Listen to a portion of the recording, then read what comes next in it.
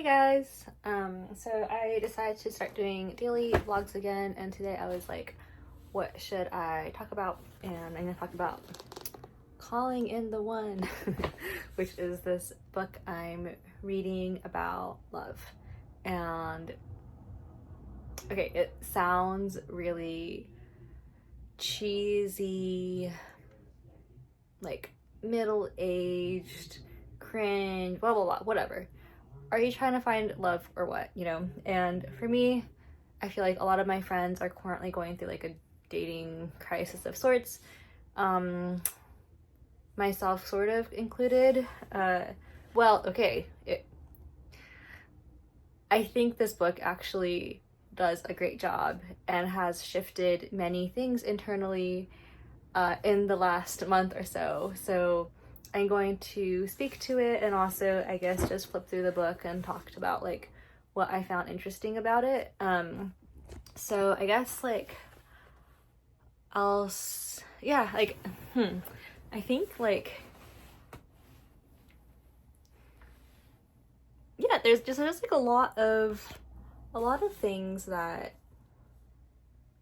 we might not think about when we are trying to date. And I think honestly it's helpful not even for people who are single but for people in relationships too, because it sort of teaches like a different stance or mindset that makes it easier to be like a loving partner.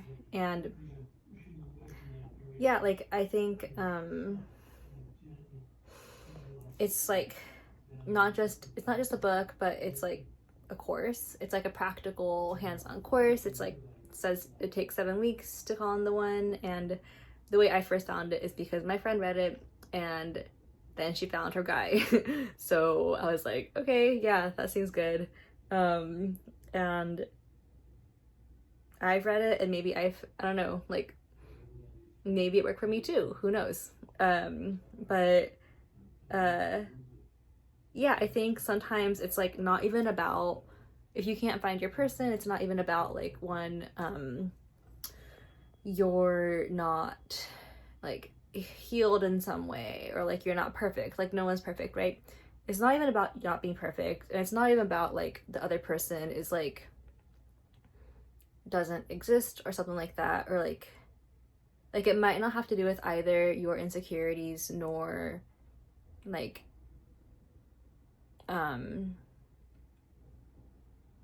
like the other person. It might be about changing your mindset and your attitude. And that's what I've really liked about this. And it's not just like I don't know, there's like a lot of things that I found interesting, so I'll list them off the top of my head, but then I'll like open the book and speak to things that stand out to me upon flipping through it.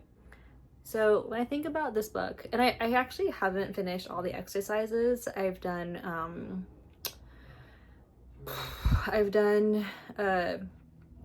probably 75% of the exercises, and I've read the whole thing.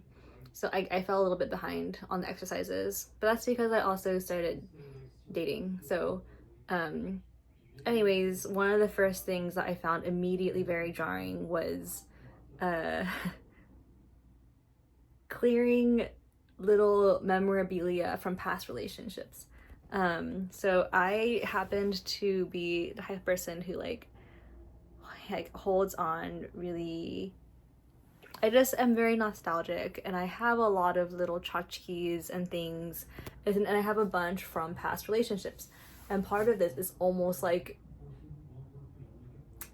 I have some documentation like type of itch where I like to see like, oh, here are like all the guys I've dated, and like sometimes I have like a little mug from one guy or like a something from another, and like there's a lot of photos. And one of the first things I did from reading this book was actually like I like archived a lot of memorabilia, photos, videos, like gifts, all these things.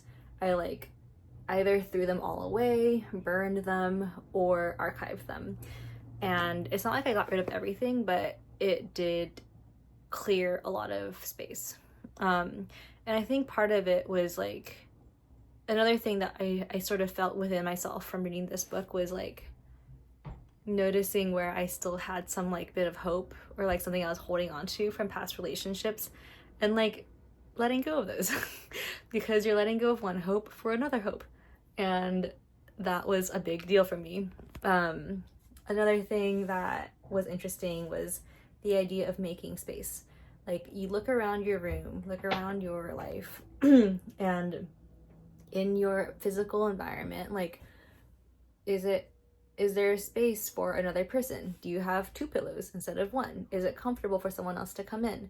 And look at your time and your schedule. Do you have time to like linger? Do you have time to hang out with someone else? Or is it like chock full of stuff and no one has space to come in? And an interesting one for me specifically was, someone said the idea of like, I have such a full inner life that like, do I have space in my inner world to take on someone else's perspective and their inner world, and like, how can I support and fit into someone else's world or bring them into my world and like make space inside of myself and emotionally for someone else's like considerations and emotions and whatnot.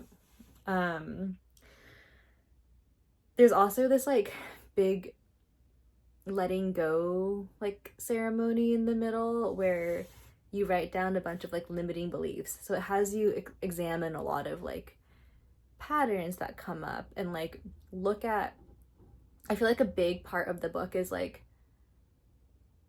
look at what you want and then figure out how you can be that yourself. Like, how can you be the type of person that the person you would want, and like, what are the like, oftentimes the traits that you want in another partner are the things that you also could cultivate in yourself, and you could also just give it to yourself. And yeah.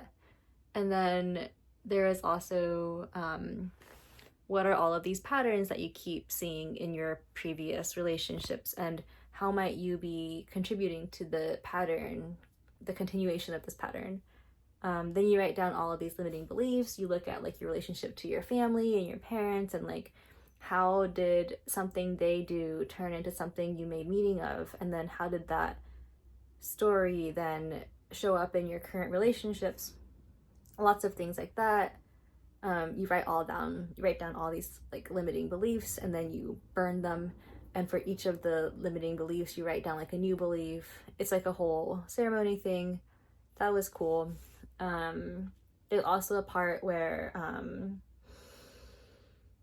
you do like a connection meditation. So it's not like a meta meditation, but it's just like a meditating on how you're connected to everyone around you. And it was like surprisingly hard for me and some of my friends.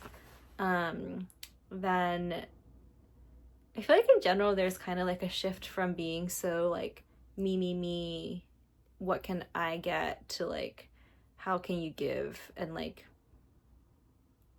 yeah, how can you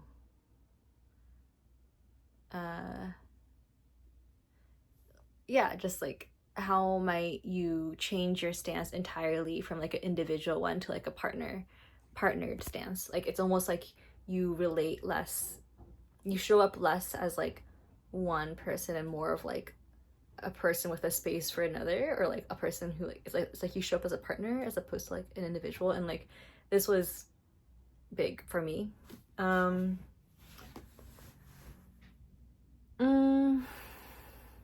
And then something else I really liked was like, you create this vision of yourself as like the most full, beautiful version of yourself that is also like in love, and like, it's almost like how your partner might view you, and you like also like visualize it and like dance it out or like draw it out. It's like a somatic thing too. And then I also at some point made like a Pinterest board of like the vision of like, how do I want my love to feel like. And so there is a lot of like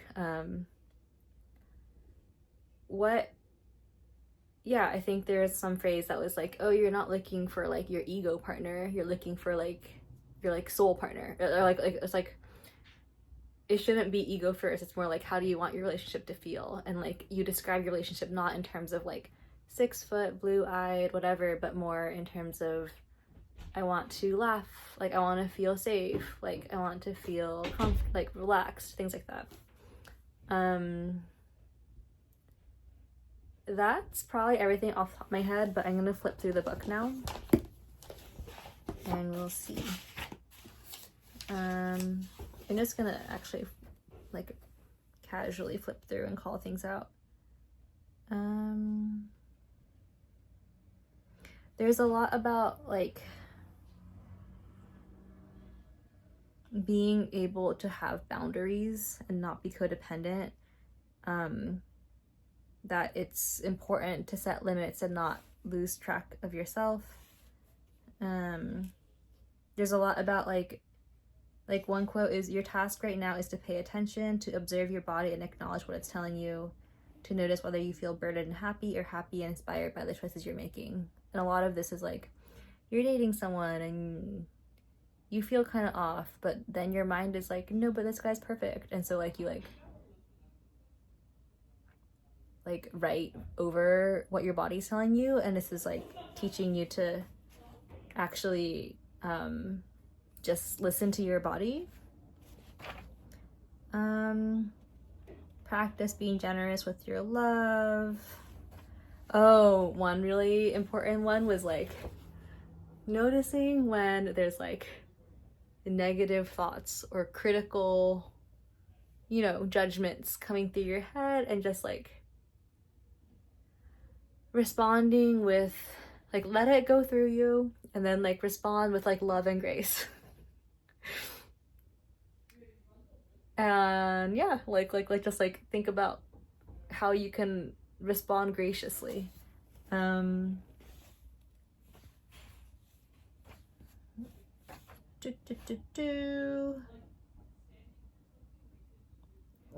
to tend to the part of you that gets triggered when disappointed or scared, and learning how to self-regulate.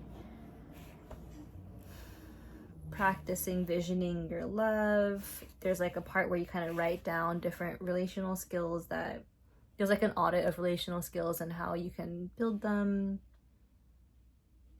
Identifying your false love identity, like I don't know, some negative insecure like vision, like story about yourself that you tell yourself, and like revising that. Acknowledging that what you tolerate will happen again and again because you're tolerating it. Noticing when you fail to speak your truth or fail to set boundaries.